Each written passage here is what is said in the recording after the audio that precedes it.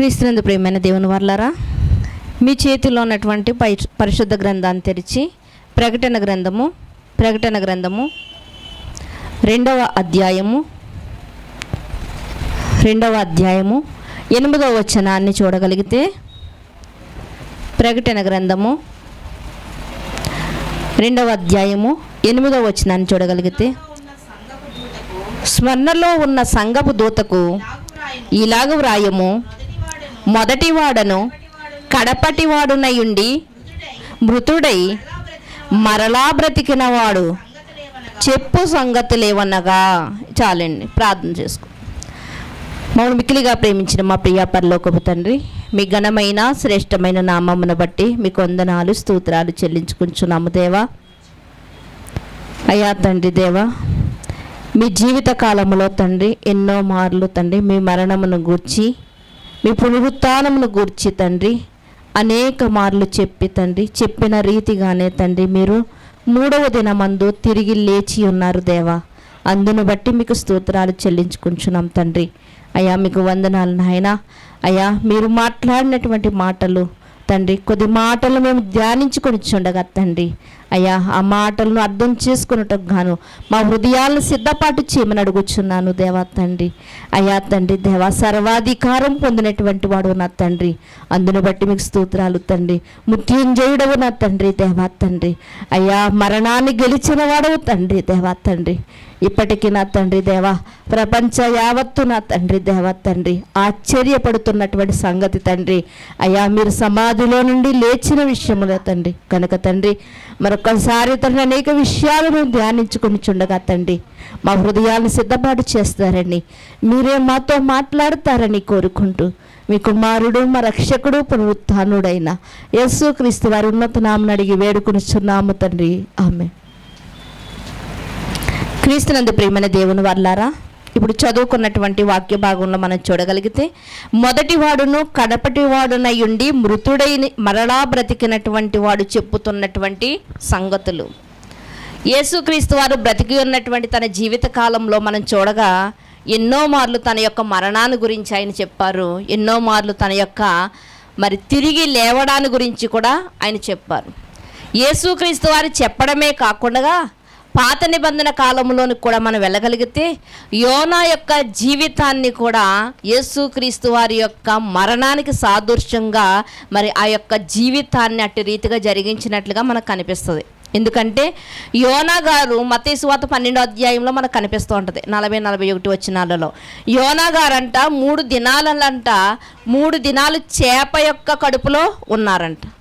యోనా ఎలా అయితే చేప యొక్క కడుపులో ఉన్నాడో యేసుక్రీస్తు వారు కూడా సమాధి గర్భంలో ఉంటారు, భూగర్భంలో ఉంటారు 3 దినాలు. మరి యోనా గారు 3 దినాలు తిమింగలం కడుపులో ఉండి చనిపోయాడా, బ్రతికాడా? బ్రతికాడండి. అలాగే యేసుక్రీస్తు వారు కూడా భూగర్భంలో 3 దినాలుండి ఆయన కూడా సజీవుడై వచ్చాడు, సజీవుడై లేచాడు. ఇంకా యేసుక్రీస్తు వారు చెప్పినటువంటి సంగతి ఏమిటి అంటే, ఆయన నోటితో ఆయనే చెప్పారు మత్తయి సువార్తలో. యోనా సంగతిని మీరు ఆలోచించారా? యోనా ఎలా అయితే లేచాడో, యోనా ఎలా అయితే బ్రతికాడో నేను కూడా మరలా లెగుస్తాను అని చెప్పాడు. అలాగే దేవాలయ విషయంలో కూడా యేసుక్రీస్తు వారు చెప్పారు. మనకి బాగా జ్ఞాపకం చేసుకుంటే ఆ మాటను ఏమని రాయబడి ఉంటుందంటే, ఈ దేవాలయాన్ని పడగొట్టి 3 దినాలలో దీన్ని కడతాను. దేవాలయం అంటే ఆధ్యాత్మికంగా ఆలోచిస్తే మన దేహం అనే దేవాలయాన్ని గురించి యేసుక్రీస్తు వారు మాట్లాడుతున్నారు. అంటే యేసుక్రీస్తు వారి యొక్క జీవితాన్ని బట్టి, యేసుక్రీస్తు వారి యొక్క మాటలను బట్టి మనం చూడగలిగితే ఆయన కొన్ని వేల సంవత్సరాల క్రితమే యేసుక్రీస్తు వారు మరణిస్తారు, సిలువ మీద ప్రాణం పెడతాడు, బలియాగం అవుతాడు, మరలా తిరిగి 3వ దినాన్న ఆయన తిరిగి లేస్తాడు, మరో జీవితం ఉందని ఆయన నిరూపిస్తాడు.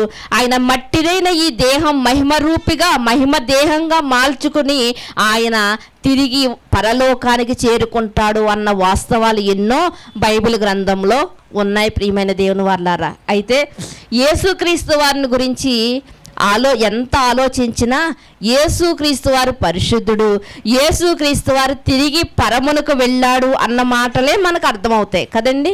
మరి యేసుక్రీస్తు వారు వెళ్ళిపోయారు, ఒక మాట గుర్తు చేస్తాను ఏంటంటే, ఆయన సిలువ మీద ఉన్నప్పుడు ఏడుస్తున్నటువంటి స్త్రీలను చూసి ఆయన ఏమన్నారండి? అమ్మా, నా కొరకు కాదు, మీ కొరకు, మీ పిల్లల కొరకు ఏడవండి. ఎందుకంటే నేను అన్నిటినీ సాధించాను. నేను అన్నిటినీ సాధించాను, లోకాన్ని నేను జయించాను, లోకాన్ని జయించాను. మరి మీరు జయిస్తారో లేదో, మీ పిల్లలు జయిస్తారో లేదో, అందుకని మీ కొరకు ఏడవండి, మీ పిల్లల కొరకు ఏడవండి అన్న. మరి ఈరోజు యేసుక్రీస్తు వారి గురించి మనం ఎంత ఆలోచించినా ఆయన పరిశుద్ధుడు అనే సర్టిఫికేట్ మాత్రమే చెప్పగలుగుతాం. మరి అలా కాకుండా అసలు ఆయన వెళ్ళినటువంటి చోటికి, ఎందుకంటే ఏమన్నాడండి ఆయన? నేను వెళ్ళే చోటుకి మీరు కూడా రాగలరు, మీకోసం నేను ఏం సిద్ధపరుస్తున్నాను? అక్కడ స్థలాలు సిద్ధపాటు చేస్తున్నాను. కనుక మరి ఆయన ఉన్న చోటికి మనం వెళ్ళాలంటే మనం ఎలా ఉండాలి? పిల్లలకి ఒక మంచి చదువుతున్నటువంటి అబ్బాయిని చూపించి, ఒరే నువ్వు అలా చదవాలి అని చెప్తా ఉంటాం కదా. మొన్నటి దినమందు ఒక తల్లి ఒక చిన్న మాట చెప్తుంది. కుమారుడినంట నవోదయకి రాస్తూ ఉంటారు కదా, ఆ నవోదయకి రాయించిందండి. ఎంతో బాగా చెప్పుకుని ఇంట్లోనే రాయించింది. వాడికి సీట్ రాలేదు. అయితే తల్లి మా దగ్గర చెప్తుందనమాట, వీడికి సీట్ సంపాదించుకుంటాడు అనుకున్నామండి, కానీ సంపాదించుకోలేకపోయాడు అని చెప్తున్నప్పుడు ఆ కుమారుడు అంటున్నాడు, తప్పు నాది కాదు, నువ్వు మంచి ట్యూషన్ పెట్టించలేదు అంటున్నాడు. నువ్వు మంచి ట్యూషన్ పెట్టించుంటే నేను అందులో సీట్ సంపాదించేవాడిని అని చెప్తున్నాడు. ఇప్పుడు యేసుక్రీస్తు వారు ఒక మంచి విద్యార్థి అని మనం అనుకుంటే, మరి యేసుక్రీస్తు వారు సాధించారని మనం అనుకుంటే, ఈరోజు మనం అలా సాధించడానికి మనం ఏం చెయ్యాలి? ఇదే కదండి మనకు కావాలి. యేసుక్రీస్తు వారు సాధించారు, లోకాన్ని జయించారంటే, ఆయన ఉండే స్థలానికి మనం వెళ్ళాలంటే మనం ఏం చెయ్యాలి అని ఆలోచించే ముందు అసలు మన స్థానంలో ఉన్నటువంటి ఒక వ్యక్తి ఎలా వెళ్ళాడు, ఎలా సాధించాడు అన్న దాన్ని మనం పరిశీలన చేయగలిగితే, ప్రియమైన దేవుని వారలారా, ఒక వచనాన్ని మనం చూడగలిగితే లూకాసు వార్త 23వ అధ్యాయము 33వ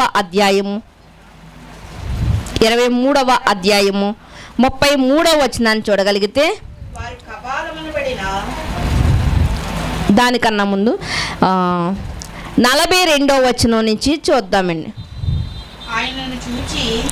ఆయనను చూచి యేసు, నీవు నీ రాజ్యములోనికి వచ్చినప్పుడు నన్ను జ్ఞాపకం చేసుకొనమని అందుకాయన వానితో, నేడు నీవు నాతో కూడా పరదేశులో ఉందవని నిశ్చయముగా నీతో చెప్పుచున్నాను. ఇక్కడ విచిత్రం ఏంటంటే, నేరం చేసిన వాడు, గజ దొంగగా ముద్ర వేయబడినవాడు, శిలువ మీద వేలాడుతున్నాడు, తన శిక్షను అనుభవిస్తున్నటువంటి ఒక ఆయన అంటున్నాడు, యేసు నన్ను నువ్వు రాజ్యంతో వచ్చినప్పుడు నన్ను జ్ఞాపకం చేసుకో అనగానే యేసుక్రీస్తు వారు అంటున్నారు, నీవు నేడు నాతో కూడా పరదేశులో ఉండు.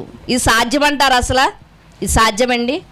ఏమండి, మనం పరదేశకి వెళ్ళాలంటే మనము ఈ నరకానికి వెళ్ళకుండా ఆ యొక్క నెమ్మది కలిగినటువంటి చోటుకు మనం వెళ్ళాలంటే మనం ఎంతో కష్టపడాలండి కదండి.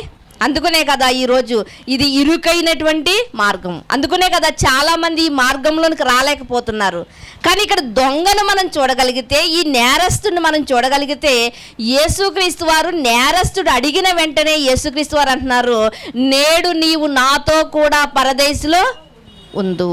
ఈ మాటను చాలామంది తీసుకుని ఏమంటున్నారు అంటే, ఇదిగో మేము చివరి వరకు మేము లోకంలో ఎంజాయ్ చేస్తాం, చివరిలో దొంగ అడిగాడు కదా అలా మేము అడిగి నెమ్మది గల ఆ యొక్క స్థలంలో మేము చోటును సంపాదించుకుంటాం అంటున్నారు చాలామంది. అంటే ఈ మాటను బట్టి వారికి ఏం కలిగిందంటే ధైర్యం వచ్చేసింది. ఏంటి అంటే, దొంగ ఎలా తన ఇష్టానుసారంగా బ్రతికాడో చివరిలో ఒక మాట అడగగానే యేసుక్రీస్తు వారు కరుణామయుడు, ప్రేమామయుడు కనుక ఎలా అయితే అంగీకరించేశాడో మమ్మల్ని కూడా అలాగే అంగీకరిస్తాడని చాలామంది భయము లేని భక్తిని చేస్తూ ఉన్నారు. మరికొంతమంది ఉన్నారండి, వాళ్ళు ఎలా అంటే, యేసుక్రీస్తు వారిలో మనం బాప్తిసం పొందడం కాదు, కానీ శిలువ మీద ఉన్నటువంటి దొంగ బాప్తిసం పొందాడా? బాప్తిసం పొందలేదు కదా. బాప్తిసం పొందకుండానే ఆయన పరదేశికి వెళ్ళాడు అంటే మనం ఎందుకు వెళ్ళలేము?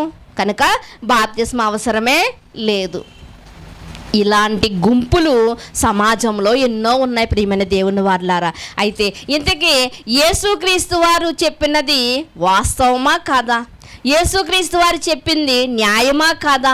దీన్ని మనం ఆలోచించాలి. ఏమంటే బైబిల్ ఎప్పుడు కూడా తప్పులు ఉండవండి, బైబిల్లో తప్పులు ఉండవండి. బైబిల్ చదువుతున్నటువంటి మన ఆలోచనలు తప్పుడుగా ఉండాలి, కానీ బైబిల్లో మాత్రం తప్పులు ఉండవు. మరి ఏంటండి, మరి రక్షణ లేనివాడు నా వాడు కాదని చెప్పాడు కదా దేవుడు. మరి దొంగ రక్షణ పొందకుండా ఎలా వెళ్ళిపోయాడు? ఇది ఆలోచన వస్తుంది కదా మనకి. రక్షణ లేనివారు నా వారు కాదని ఖచ్చితంగా చెప్పాడు. రక్షణ లేకపోతే నా వారు కాదు.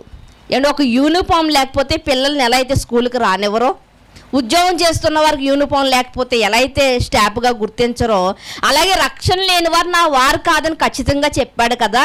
మరి రక్షణ లేకుండా మరి దొంగని, నేరస్తుని యేసుక్రీస్తు వారే స్వయంగా మరి ఆ పరదేశంలోనికి ఎలా చేర్చుకుంటాడు అని చాలామంది ప్రశ్నలు వేస్తూ ఈరోజు ఉన్నారు. ఏ కాదండి, ఈరోజు యేసుక్రీస్తు వారు లేచారని మనం సంతోషపడుతున్నాం కదా.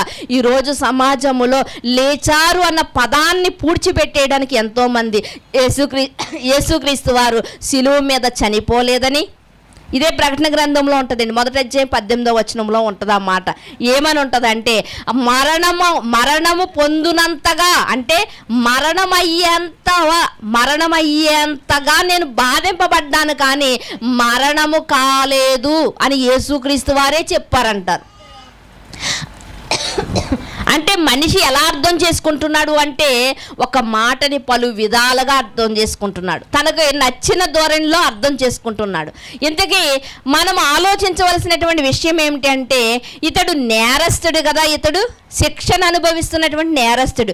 ఈ నేరస్తుడు పాప క్షమాపణ లేకుండా, ఈ నేరస్తుడు రక్షణ పొందకుండా ఈ నేరస్తుడు ఎలా పరదేశికి వెళ్తాడు? ఇది మనం ఆలోచించవలసినటువంటి విషయం. దానికన్నా ముందు ఈ 33వ వచనం నుంచి మనం చదవగలిగితే, 33వ వచనం నుంచి మనం చదవగలిగితే, వారు కపాలమనబడిన స్థలమునకు వచ్చినప్పుడు అక్కడ కుడివైపున ఒకనిని, ఎడమవైపు ఒకనిని, ఆ నేరస్తులను ఆయనతో కూడా సిలువ వేసిరి, ఆయనతో కూడా సిలువ వేసిరి. 32వ వచనంలో కూడా, మరి ఇద్దరు ఆయనతో కూడా చంపబడుటకు తేబడిరి, వారు నేరము చేసిన వారు. అంటే యేసుక్రీస్తు వారికి కుడివైపున ఎడం వైపున ఉన్నటువంటి ఇద్దరు కూడా ఎలాంటి వారంట? నేరము చేసిన వారంట. నేరము చేసిన వాడికి శిక్ష పడాలి, అదే శిక్షలో ఉన్నారు వాళ్ళు, సిలువ మీద వేలాడుతున్నారు. మరి అలా నేరము చేసినటువంటి వారిని మనం ఇప్పుడు ఆలోచిస్తున్నాం కదా. అయితే ఆ యొక్క అధ్యాయములోనే మనం చూడగలిగితే, వారిలో నీతిమంతుడుగా ఇద్దరిలో ఎవరు కూడా లేరు, కానీ మధ్యలో వేలాడుతున్నటువంటి ఆయన ఎవరు అంటే నీతిమంతుడు.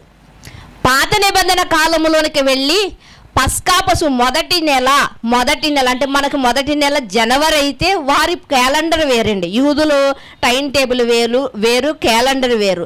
అయితే వాళ్ళకి మొదటి నెలలో 10వ దినమున ఒక గొర్రె పిల్లను తెచ్చుకోవాలి. 14వ దినం వరకు 4 దినాలంటే దాన్ని పరీక్షించాలంటే, పరీక్షించడం అంటే ఏంటి? ఈ 4 దినాల్లో దానికి ఏదైనా రోగం బయటపడుతుందా, దానికి ఉన్న లోపం బయటపడుతుంది, ఇవన్నీ చూడాలన్నమాట.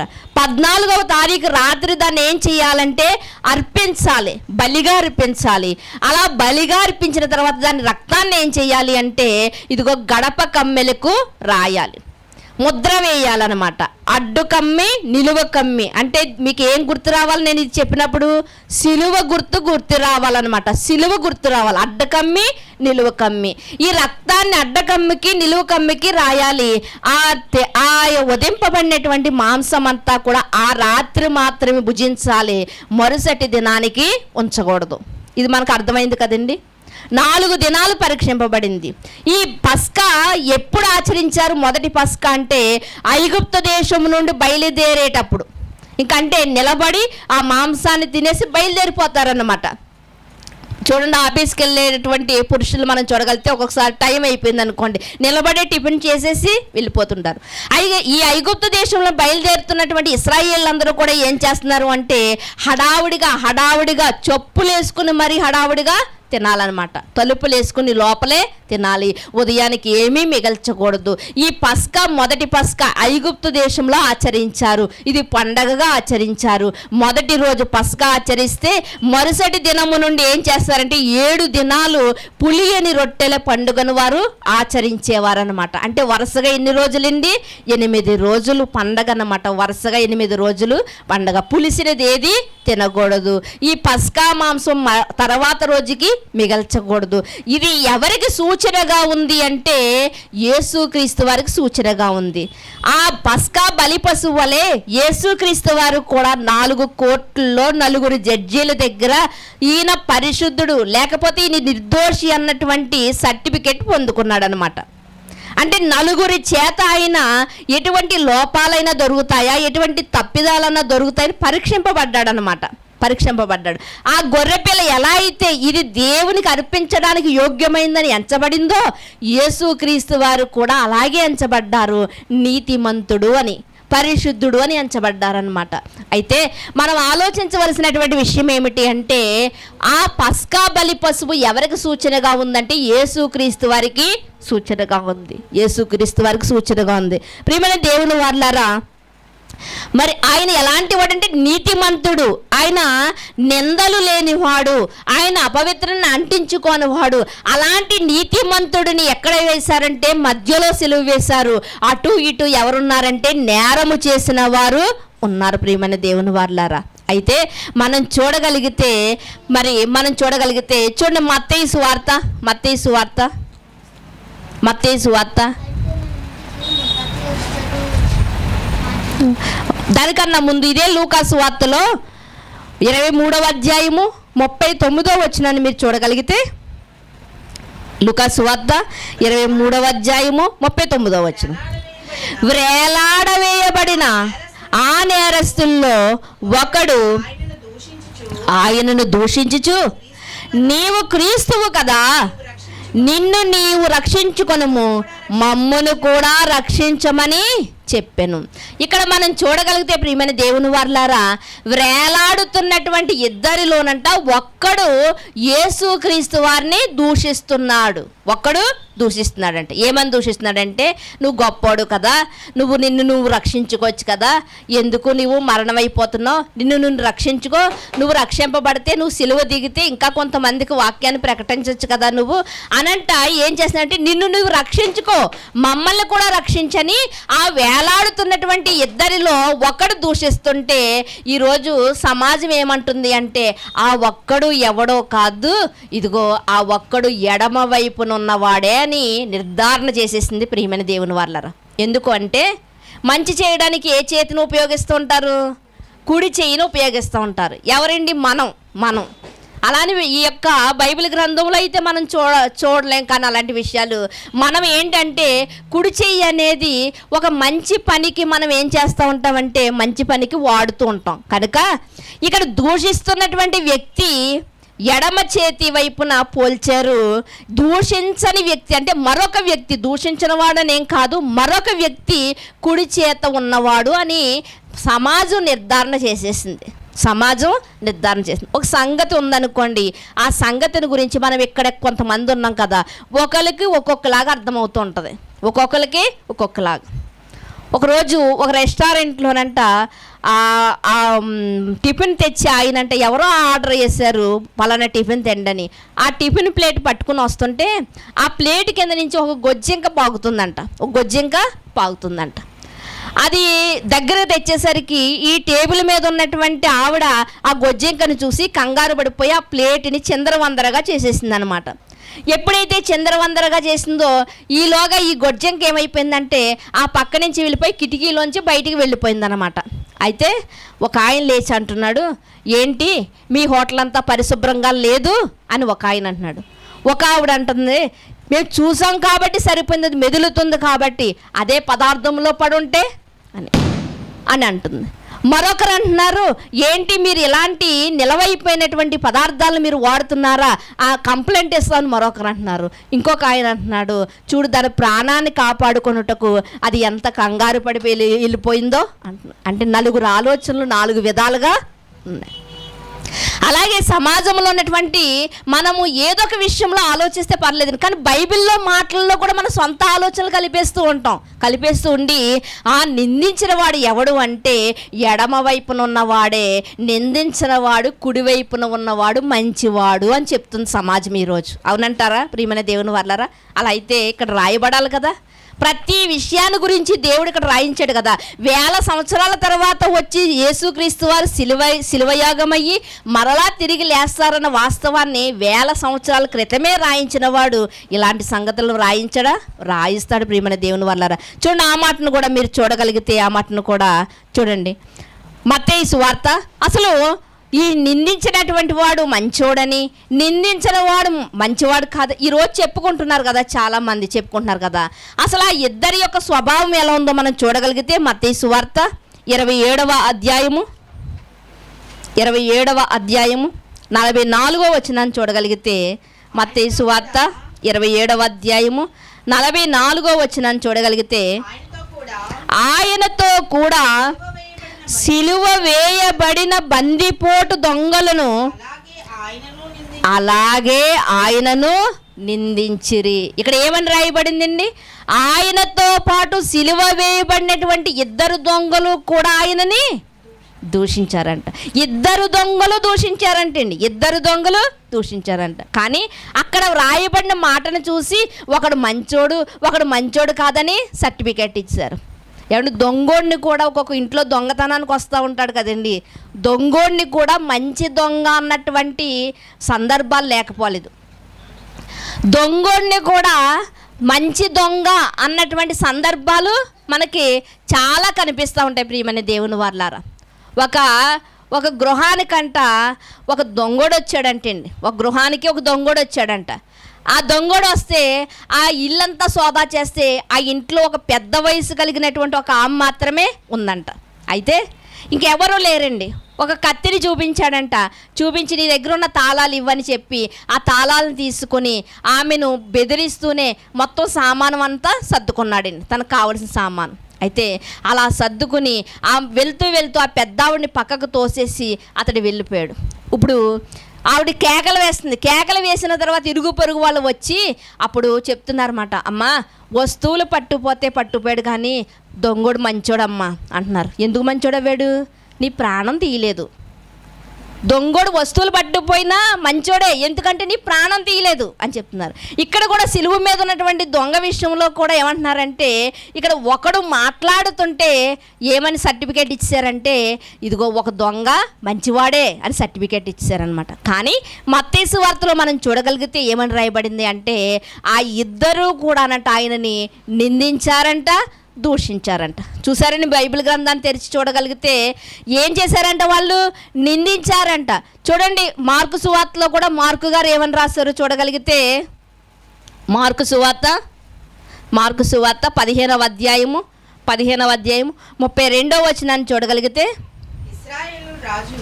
ఇశ్రాయేలు రాజుకు క్రీస్తు ఇప్పుడు సిలువ మీద నుండి దిగి రావచ్చును, అప్పుడు మనము చూచి నమ్ముదామని ఒకరితో ఒకరు చెప్పుకొనిరి. ఆయనతో కూడా సిలువ వేయబడిన వారును ఆయనను నిందించిరి. చూసారండి, మీ బైబిల్లో ఉందా? ఆయనతో కూడా సిలువ వేయబడినటువంటి 2 దొంగలు కూడా ఆయన్ని నిందించారు, దూషించారు. అంటే మంచి దొంగ అని చెప్పడానికే లేదు, ఇద్దరూ దొంగలే, ఇద్దరూ నిందించిన వారే. కానీ మనం ఏమనుకుంటున్నామంటే, ఇదిగో ఆ సమయంలో ఆ దొంగ మాటలు మాత్రం విని ఒకడు మంచివాడు అని సర్టిఫికెట్ ఇచ్చాం ప్రియమైన దేవుని వాళ్ళారా. అంటే వాస్తవానికి ఇద్దరూ కూడా చెడ్డవారే, ఇద్దరూ కూడా యేసుక్రీస్తు వారిని దూషించిన వారే ప్రియమైన దేవుని వాళ్ళారా. కానీ మరి ఎలా ఈ ఒక దొంగని మనం ఇలా అంటున్నాం కదా, మరి యేసుక్రీస్తు వారు దొంగని పరదేశులో ఉందువు అని ఎలా చెప్పారు అంటే ప్రియమైన దేవుని వాళ్ళారా, చూడండి, ఆ వచనానికి మళ్ళీ వెళ్దాం. లూకా సువార్త 23వ అధ్యాయము లూకా సువార్త 23వ అధ్యాయము 33 నుంచి చదువుకుందామండి. వారు కపాలమనబడిన స్థలమునకు వచ్చినప్పుడు అక్కడ కుడివైపున ఒకన్ని, ఎడమ వైపున ఒకన్ని ఆ నేరస్తులను ఆయనతో కూడా సిలువ వేసిరి. కుడివైపున ఒకడిని, ఎడమ వైపున ఒకడిని. మరి ఈ నిందించిన వాడు, ఇక్కడ మాట్లాడుతున్నటువంటి వాడు, నిన్ను నీవు రక్షించుకుని మమ్మల్ని కూడా రక్షించు అన్నటువంటి దొంగ కుడివైపు ఉన్నవాడు అన్నాడా, ఎడమవైపు ఉన్నవాడు అన్నాడా? ఇక్కడ రాయబడలేదండి. అంటే ఇద్దరు ఎక్కడున్నారంటే కుడివైపున ఒక్కడు, ఎడమ వైపున ఒక్కడు. తర్వాత మాటలు చూడగలిగితే, యేసు తండ్రి వీరేమి చేయుచున్నారో వీరెరుగరు గనుక వీరిని క్షమించమని చెప్పెను. వారు ఆయన వస్త్రములను పంచుకొనుటకై చీట్లు వేసిరి. ప్రజలు నిలువబడి చూచుచుండిరి. అధికారులను, వీడు ఇతరులను రక్షించెను, వీడు దేవుడా ఏర్పరచుకున్న క్రీస్తు అయిన ఎడల తన్ను తాను రక్షించుకొనునని అపహాసించిరి. అంతటా సైనికులు ఆయన వద్దకు వచ్చి ఆయనకు చిరకనిచ్చి, నీవు యూదుల రాజు అయితే నిన్ను నీవే రక్షించుకొనమని ఆయనను అపహసించిరి. చాలండి. ఇక్కడ మనం చూడగలిగితే ఏమని రాయబడిందంటే, అక్కడ జరుగుతున్నటువంటి సందర్భం మీరు బాగా ఆలోచించాలి ప్రియమైన దేవుని వర్లారా. జరుగుతున్నటువంటి సందర్భం ఏమి రాయబడుతుంది అంటే, ఒక పక్కంట ఆయన వస్త్రాల కోసం, మొన్నటి శుక్రవార దినమందు మనం ధ్యానించుకున్నాం కదా, వస్త్రాల కోసం కొంతమంది అయితే, కొంతమంది ఏమో ఆయన హేళన చేస్తున్నారంట. అవహేళన చేస్తూ, నీవు దేవునికి ఇష్టడు అయితే నీవు రక్షించుకోవచ్చు కదా, ఆ దేవుడు నిన్ను కాపాడొచ్చు కదా, మరి నువ్వు ఏలి అన్నావు కదా, ఆ ఏలియా అన్న వచ్చి నిన్ను కాపాడాలి కదా అని ఎన్నో మాటల చేతంట ఆయన్ని బాధిస్తున్నట్లుగా మనకు కనిపిస్తూ ఉంది ప్రియమైన దేవుని వల్ల. నిన్ను నీవు రక్షించుకోలేవా, నిన్ను నీవు రక్షించుకుని మమ్మల్ని రక్షించలేవా అని సైనికులు అనేక మంది అవహేళన చేస్తున్నారు, అధికారులు అవహేళన చేస్తున్నారంట. అలా ఆయన చేదు చిరకను త్రాగనిస్తున్నారంట, ఆయన వస్త్రాలు లాక్కుంటున్నారంట. ఈ సందర్భం అంతా కూడా ఎవరు చూస్తున్నారండి? ఈ ఇద్దరు దొంగలు కూడా చూస్తున్నారు. ఒక పక్క కొరడాలతో కొడుతూ ఉంటే, ఒక పక్క ఆయన హింసిస్తూ ఉంటే, ఇది సిచ్యువేషన్ అంతా ఎవరు చూస్తున్నారు అంటే ఇద్దరు దొంగలు చూస్తున్నారు. ఇద్దరు దొంగలు. ఇంకా ముఖ్యంగా ఏంటంటే, ఇలాంటి పరిస్థితిలో యేసుక్రీస్తు వారు మొదటి మాట ఏం పలికారండి? శుక్రవారం చెప్పుకున్నాం కదా, మొదటి మాట ఏం పలికారు? తండ్రి వీరేమి చేయుచున్నారో వీరు ఎరుగరు. తండ్రి వీరేమి చేయుచున్నారు వీరు ఎరుగరు గనుక వీరిని క్షమించు. ప్రియమైన దేవుని వర్లారా, ఈ మాట చాలామంది హృదయాలను దొలిచివేసినట్లుగా సమాజంలో ఆ రోజు ఆ ఇద్దరు నేరస్తుల్లో, ఆ ఇద్దరు దొంగల్లో ఒక ఆయనకి తన హృదయానికి తాకిందండి. ఒక దొంగకి హృదయానికి తాకింది. ప్రియమైన దేవుని వర్లారా, ఏంటి ఈయన ఎంత హింసిస్తుంటే, ఏంటి ఇతన్ని ఎంతగా అవహేళన చేస్తుంటే, అపహాస్యం చేస్తుంటే, ఈయనేంటి వీళ్ళని క్షమించమంటున్నాడు? ఈయనేంటి వీళ్ళని? ఆ రోజు అంతమంది ఉన్నా ఎవరు యేసుక్రీస్తు వారిని దేవుని కుమారుడిగా గుర్తించారంటే శతాధిపతి కదండి, శతాధిపతి గుర్తించాడు. ఇక్కడ దొంగను మనం చూడగలిగితే, ఇద్దరు దొంగల్ని మనం చూడగలిగితే, ఒక దొంగకి ఏమైందంటే అతను కుడి పక్కన ఉన్నవాడా ఎడం పక్కన ఉన్నవాడా అని వ్రాయబడలేదు. కాబట్టి వ్రాయబడిన దాన్ని మనం చెప్పుకోకూడదు. కనుక ఒక దొంగకి ఏం ఆలోచన కలుగుతుందంటే, తండ్రి వీరేం చేయుచున్నారు వీరెరుగురు. ఈ మాట ఎవరు విన్నారు? దొంగలిద్దరూ విన్నారు. అయితే ఆ మాటకి వారి హృదయం ఏమైంది అంటే, వారి యొక్క బండ హృదయం బద్దలు కొట్టబడింది. ప్రియమైన దేవుని వర్లారు, వారి యొక్క హృదయం మారింది. ఆ దొంగలో ఉన్నటువంటి ఒక దొంగ హృదయం మారింది ప్రియమైన దేవుని వర్లారా. అందుకనే అక్కడ మనం చూడగలిగితే ఆ మాటలో ఉన్నటువంటి శక్తి అతన్ని తాకింది. ఏమని జక్కయ్య ఇంటికి వెళ్ళి యేసుక్రీస్తు వారు ఏమైనా గంట ప్రసంగం చేశాడా? జక్కయ్య ఇంటికి వెళ్ళి గంట ప్రసంగం ఏమైనా చేశాడా? లేదండి. ఏమని చెప్పాడు? దయచేసి ఇక్కడ వినండి, వాళ్ళని వదిలేండి, ఇలా తిరగండి. జక్కయ్య ఇంటికి వెళ్ళి యేసుక్రీస్తు జక్కయ్య దగ్గరికి వెళ్ళి ఏం చెప్పారండి? నేడు నేను నీతో కూడా ఉండవలసి ఉంది, నీతో కూడా భోజనం చెయ్యాలి నేను. ఈ ఒక్క మాట అండి ఎవరి హృదయాన్ని తొలిచిందంటే జక్కయ్య హృదయాన్ని తొలిచేసిందండి. ఏంటి? అందరూ నన్నేమో పాపాత్ముడు అంటారు, అందరూ నన్నేమో విత్తని దానిని కోయివాడు అంటారు, అందరూ నన్ను తిట్టుకుంటారు కదా, కానీ ఈయనేంటి నన్ను ఒక పాపిగా అందరూ ఎంచారు కదా, కానీ ఈయనేంటి నా ఇంటికి వచ్చి భోజనం చేస్తానంటున్నాడు. అన్నీ తెలిసినవాడు కదా, ఎన్నో అద్భుత కార్యాలు చేసినవాడనే కదా నేను చెట్టెక్కి ఈయన చూడాలనుకున్నాను. మరి అలాంటి గొప్పవాడు ఈరోజు నా ఇంటికి భోజనానికి వస్తానంటున్నాడేంటి అంటే ఈయన కూడా కాదు, ఈయన నన్ను ప్రేమిస్తున్నాడు, ఈయన నన్ను ప్రేమిస్తున్నాడు. ఆ ఒక్క మాటలో మారిపోయాడా లేదండి? ఒక్క మాటలో మారాడా లేదా? అలాగే ఎంత హింస కలుగుతున్నప్పటికీ కూడా యేసుక్రీస్తు వారు వీరేమి చేయుచున్నారో తండ్రి వీరు ఎరుగరు గనుక వీరిని ఏం చేయమన్నాడు? క్షమించు అన్నాడు. ఈ పదములో అతని హృదయానికి తాకిందండి, దొంగ యొక్క హృదయానికి తాకింది. ప్రియమైన దేవుని వాళ్ళారా, జక్కయ్య జీవితం ఒక్క మాటలో మారినట్లుగానే ఏమండి మరొక స్త్రీ కూడా మనకు కనిపిస్తుంది, సమరయ స్త్రీ అండి.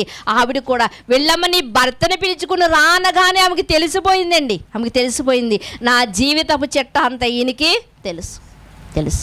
నిజంగా ఆమె జీవితంలో ఆమె మాట్లాడిన మాటలు చూడగలిగితే ఎంత అమోఘంగా ఉంటాయి ప్రియమైన దేవుని వాళ్ళారా.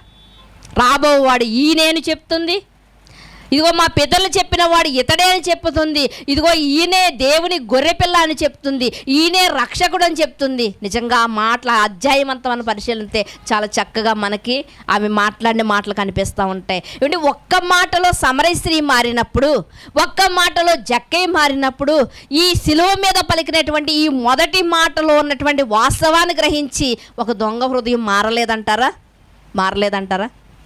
కనుక ప్రియమైన దేవుని వర్లారా, అక్కడ ఇంకా మనం చూడగలిగితే అదే 23వ అధ్యాయంలో 40-41 వచనాలు మరొకసారి చదవగలిగితే, అయితే రెండవ వాడు వాణ్ణి గద్దించి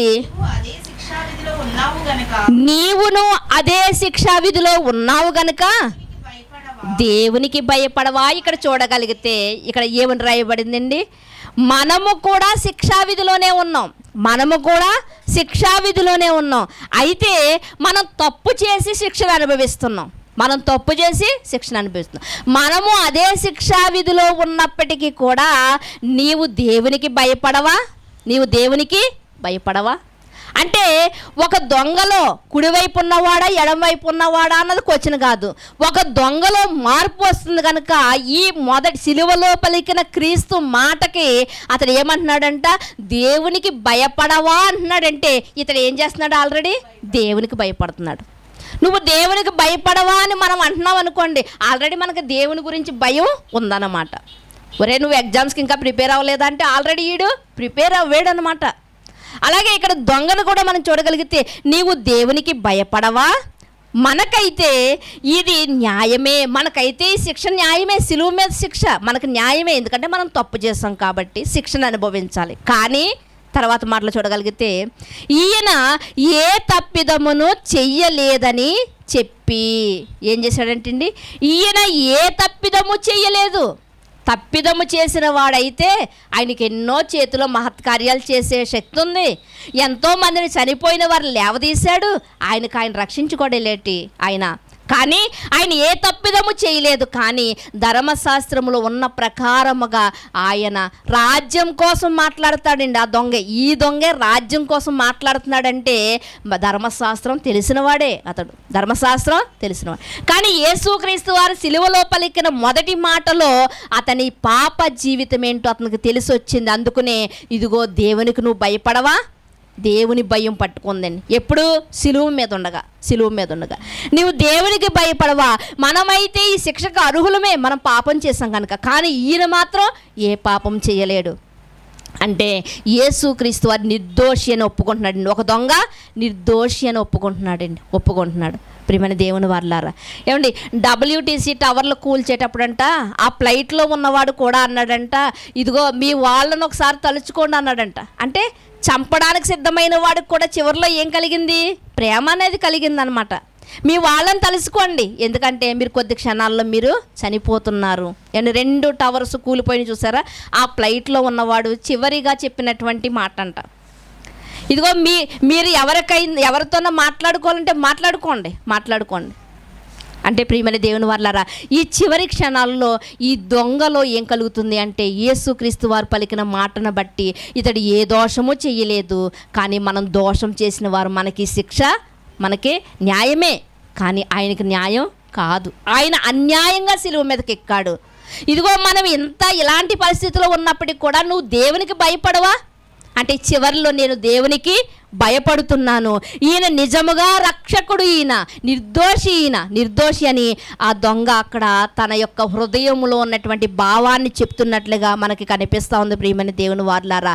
ఎందుకంటే ఇదిగో ఎప్పటి నుంచో అబ్రహాము కాలం నుంచి ఎదురు చూస్తున్నారు కదా, ఒక ఆయన వస్తాడు. ఆయన ఎవరు అంటే సమాధానకర్త.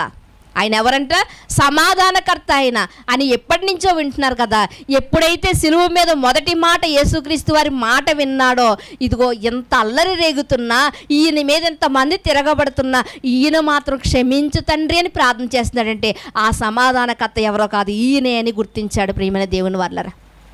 ఈయనే అని గుర్తించాడు. మరొక మాటను కూడా మీరు చూడగలిగితే, అదే ఒకసారి సామెతల గ్రంథంలోకి వెళ్దామండి. సామెతల గ్రంథము 8వ అధ్యాయము 13వ వచనాన్ని మీరు చూడగలిగితే, యెహోవాయందు భయభక్తులు కలిగి ఉండుట చెడుతనమును అసహించుకొనుట. యెహోవాయందు భయభక్తులు కలిగి ఉండుట చెడుతనమును అసహించుకొనుటయే, అంటే అసహించేసుకున్నాడు అనమాట. ఇప్పుడు యెహోవాయందు భయభక్తులు ఎవరికి వచ్చినాయి? ఈ ఇద్దరి దొంగలో ఒక దొంగకి భయం వచ్చింది. అందుకని అంటున్నాడు, నువ్వు భయపడవా దేవునికి అని అడుగుతున్నాడంటే ఇతనిలో భయం వచ్చింది. అందుకనే చెడును అసహించుకుంటున్నాడు. నేను చేసిందంతా పాపము, నేను చేసిందంతా తప్పు, అందుకని ఈ శిక్షకు నేను అర్హుడును. కానీ ఈయన నిర్దోషి, ఈయన ఎలాంటి వాడు? పాపము లేనివాడు, ఈయనకి న్యాయము కాదు ఈ శిక్ష, ఈయన అన్యాయంగా శిక్షను అనుభవిస్తున్నాడు అంటున్నాడు. అంటే యెహోవాయందు భయభక్తులు ఏమి కలిగిస్తాయంటే చెడును అసహించుకునేటట్లుగా చేస్తాయి ప్రియమైన దేవుని వారలారా. ఇది లూకా సువార్తలో మళ్ళా వెళ్ళగలిగితే మరొక మాటను 42వ వచనంలో మీరు చూడగలిగితే, 42వ వచనాన్ని, ఆయనను చూచి యేసు, నీవు నీ రాజ్యములోనికి వచ్చినప్పుడు నన్ను జ్ఞాపకము చేసుకొనమని నేను ఇక్కడ మనం చూడగలిగితే 42వ వచనంలో ఆయనను చూచి, ఈ మాట మనకి బాగా గుర్తించుకోవాలండి. మనం ఎవరిని చూడాలంట? సిలువలో ఉన్నటువంటి క్రీస్తుని చూడాలి. మనం ఎవరిని చూడాలంట? సమాధిని గెలిచినటువంటి క్రీస్తుని చూడాలి మనం. అయితే ఆ క్రీస్తు ఎలా ఉన్నాడు అంటే యోహాను సువార్తలో మనకు బాగా తెలిసినటువంటి మాట, 1వ అధ్యాయం 14వ వచనంలో, వాక్యమే శరీరధారి అయి భూమి మీదకి వచ్చిందంట. ఎవరో శరీరధారిగా ఎవరు వచ్చారు? యేసుక్రీస్తు వారు వచ్చారు. వాక్యమే దేవుడై ఉన్నాడంట. వాక్యమే శరీరధారిగా ఈ భూమి మీదకి వచ్చిందంట. అంటే వాక్యం శరీరాన్ని దాల్చుకుని వచ్చింది, శరీరం దాల్చుకున్నటువంటి యేసు వాక్యమై ఉన్నాడు. ఇప్పుడు మనం ఎక్కడ చూడాలి? వాక్యాన్ని చూడాలి. క్రీస్తుని వెదకాలంటే ఎక్కడ వెదకాలి? సమాధిలోకి వెళ్తే ఉండడు ఆయన ఎప్పుడో లేచాడు కదా, లేచాడు. సమాధి దగ్గరికి వెళ్ళంట మగ్దలేని మరియా మరి కొంతమంది స్త్రీలంట వేకువజామునే వెళ్ళంట నెలుగుతున్నారంట. ఎవరు? యేసుక్రీస్తు వారిని అంట. నెతుకుతుంటే అక్కడ ఉన్న దేవదూత అంటుంది, అమ్మ మీరు ఇక్కడెందుకమ్మా వెతుకుతున్నారు? ఆయన ఎప్పుడో లేచి ఉన్నాడు, ఆయన గలిలీలోకి వెళ్ళాడు, అక్కడ వెతకండి మీకు దొరుకుతాడు. ఎక్కడ వెతకాలో అక్కడ దొరుకుతాడండి. ఎక్కడ వెతకాలో యెహోవా దొరుకు కాలమందే మీరు ఆయన్ని వెతకండి. అంతే కదండి, యెహోవా దొరుకు కాలమందే మీరు వెతకండి. యేసుక్రీస్తు వారు కూడా శిష్యులకు ఒక పాఠాన్ని బోధించడానికంట కాయలు కాయని కాలములో అకాలములోనంట అంజూరపు పండును వెతికాడంట. దొరికిందా? దొరకలేదు. దాన్ని బట్టి ఒక పాఠం నేర్పించడానికి. అలాగే యెహోవా దొరుకు కాలమందు మనము ఏ కాలము అంటే ప్రియమైన దేవుని వల్లరా మన జీవిత కాలం. ప్రియమైన దేవుని వల్ల ఈ కాలములోనే మనం ఆయన్ని వెతకాలి. ఏమో ఈ జీవితకాలం 60 సంవత్సరాలు గ్యారంటీ ఇవ్వగలదామండి? 100 సంవత్సరాలు గ్యారంటీ ఇవ్వగలదమా? గ్యారంటీ ఇవ్వలేము. కనుక ఇదిగో ఈరోజే మనం దేవుణ్ణి వెతకవలసిన వారమై ఉన్నాం కదా. ఏమో ఈ రాత్రి గడుస్తుందో లేదో కూడా మనకి తెలియదు ప్రియమైన దేవుని వారలారా. అంటే ఇక్కడ మనం చూడగలిగితే ఈ వచనములో ఆయన క్రీస్తు వైపుకు చూస్తున్నాడు. అంటే ఏ మనసుతో చూస్తున్నాడంటే పశ్చాత్తాప హృదయంతో, అయ్యో నేను శిక్షణ అనుభవిస్తున్నా, అంటే పాపం చేశాను, నువ్వు పాపం చేయకుండా నువ్వు శిక్షణ అనుభవిస్తున్నావు, ఇలాంటి వారినే క్షమించావంటే నేను చేసిన తప్పిదాలను కూడా నాకు క్షమించగలిగిన వాడు నువ్వని పశ్చాత్తాప హృదయంతో అక్కడ అతడు మరి చూస్తున్నట్లుగా కనిపిస్తుంది ప్రియమైన దేవుని వారలారా. ఒకసారి యోహాను సువార్తను కూడా మీరు చూడగలిగితే యోహాను సువార్త 3వ అధ్యాయము, యోహాను సువార్త 3వ అధ్యాయము 15వ వచనంలో ఉన్న మాటను మీరు చూడగలిగితే, మోషే సర్పమును ఎలాగ ఎత్తెనో అలాగే విశ్వసించు ప్రతివాడు నశింపక ఆయన ద్వారా నిత్య జీవము పొందునట్లు మనిషి కుమారుడు ఎత్తబడెను. ఇక్కడ మనం చూడగలిగితే యోహాను గారు యేసుక్రీస్తు వారిని చూపించడానికి ఎక్కడికి వెళ్ళారు అంటే పాత నిబంధనలోనికి వెళ్ళారు. ఒక రోజంట తాపకరమైనటువంటి సర్పాలు వచ్చేసంట లక్షల మందిని కరిచేస్తుంటే ఎక్కడ కరిచిన వారు అక్కడ చనిపోతూ ఉన్నారు. కుప్పల కుప్పలుగా వేయబడ్డారండి. కరోనాలో ఎలా అయితే కుప్పల కుప్పలుగా వేసి సమాధి చేసేసేవారో అలాగే కుప్పల కుప్పలుగా వేయబడుతున్నారు. అప్పుడు మోషే ప్రార్థన చేసినప్పుడు దేవుడు చెప్పినటువంటి ఒక సూచన ఏంటి అంటే, ఎత్తడి సర్పాన్ని ఒకటి చేయించి ఒక పొడవైంటి స్తంభం మీద దాన్ని నిలబెట్టు, ఆ స్తంభం మీద ఉన్నటువంటి ఆ ఎత్తడి సర్పం ఎవరైతే తేరి చూస్తారో వారు బ్రతుకుదురు అని. అయితే ఆ ఇత్తడి సర్పం ఎప్పుడైతే ఆ స్తంభం మీద నిలబెట్టారో ఎవరైతే తేరి దాని వెంక చూస్తున్నారో వారంట నశింపకంట, వాళ్ళు చనిపోక బ్రతికినట్లుగా మనకు కనిపిస్తారు. ఈ ఇత్తడి సర్పం ఎవరికి సాదృశ్యంగా ఉందంట? యేసుక్రీస్తు వారికి సాదృశ్యంగా ఉందంట. ఆ ఇత్తడి సర్పాన్ని తేరి చూసినట్లుగానే యేసుక్రీస్తు వారిని ఎవరైతే తేరి చూస్తారో, అయ్యో యేసుక్రీస్తు వారిని తేరి చూడాలంటే ఆయన విగ్రహం పెట్టుకోవాలా అని అనుకోవచ్చు. మీరు విగ్రహం పెట్టుకోక్కర్లేదండి. ఈ తేరి చూడడం అంటే యేసుక్రీస్తు వారు ఇందాక చెప్పుకున్నాం కదా, వాక్యమే అండి. వాక్యాన్ని ఎప్పుడైతే మనం పరిశీలనగా చదువుతామో, వాక్యాన్ని ఎప్పుడైతే మనం శ్రద్ధగా వింటామో, యేసుక్రీస్తు వారి యొక్క స్వరూపం ఎందులో కనిపిస్తుందండి? వాక్యంలోనే కనిపిస్తుంది. ఇప్పుడు దొంగ ఎవరిని చూస్తున్నాడు? యేసుక్రీస్తు వారిని చూస్తున్నాడు అనమాట. చూచినప్పుడు ఆ రోజు వారు చూచినప్పుడు ఎలా అయితే బ్రతికారో, ఈయన కూడా తన యొక్క పాప జీవితాన్ని తలుచుకుని పశ్చాత్తాపడుతూ యేసుక్రీస్తు వారిని చూసి పశ్చాత్తాప పొంది ఒప్పుకున్నట్లుగా మనకి అక్కడ ఆ చూపులో మనకు కనిపిస్తూ ఉంటుంది. ప్రియమైన దేవుని వర్లారా, దొంగ ఏం చేశాడండి? యేసుక్రీస్తు వారిని నిజంగా శిలువ మీద ఎలా నిటారుగా ఉన్నటువంటి ఒక వ్యక్తి బుర్ర తిప్పి, ఆ ముళ్ళ కిరీటం ధరించినటువంటి వ్యక్తి బుర్ర తిప్పాలంటే చాలా కష్టమండి. పైన ముళ్ళ కిరీటం పెట్టేశారు, చేతులకు మేకలేశారు, కాళ్ళకి మేకలేశారు. ఒక క్యాలెండర్ మన గోడకి ఎలా అయితే తగిలించామో అలా ఎలా ఉన్నవాడు అలాగే ఉండాలి. కానీ పక్కకు తిరిగి చూడాలంటే చాలా కష్టం. ఆలోచించారా మీరు? ఎందుకంటే శిరస్సుకు ఏముంది? ముళ్ళ కిరీటం ఉంది. శిరస్సుకి ఏముందండి? ముళ్ళ కిరీటం. కానీ అలాంటి పరిస్థితుల్లో కూడా ప్రక్కకు తిరిగి యేసుక్రీస్తు వారిని తదేకంగా చూస్తున్నాడు అంటే ఈ దొంగ ఏంటండి? తన యొక్క లోపాలు తప్పిదాలను ఒప్పుకుంటున్నాడు. ప్రియమైన దేవుని వారు, ఇంతమందిని క్షమించిన వాడు నన్ను క్షమించడా అని. చూడ మరొక మాటని అదే లూకా సువార్త 23:43లో యేసుక్రీస్తు వారు అంటున్నటువంటి మాటను కూడా మరలా చదువుకుందామండి.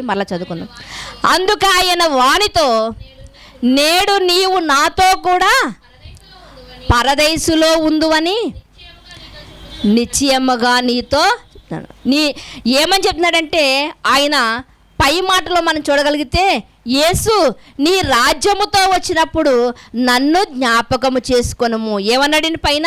యేసు నీ రాజ్యములోనికి వచ్చినప్పుడు నన్ను జ్ఞాపకం చేసుకో అంటే, యేసుక్రీస్తు వారు రాజు అని ఎవరు ఒప్పుకుంటున్నారండి? దొంగ ఒప్పుకుంటున్నాడు. యేసుక్రీస్తు వారు రాజు అని ఒప్పుకుంటున్నాడు. యేసుక్రీస్తు వారికి రాజ్యం ఉందని ఒప్పుకుంటున్నాడు. అందుకని ఏమంటున్నాడు? నీ రాజ్యములోనికి వచ్చినప్పుడు అంటే యేసుక్రీస్తు వారు రాజ్యంలోనికి వస్తారు. రాజ్యం ఎక్కడుంది? రాజ్యం అంటే ఏంటి?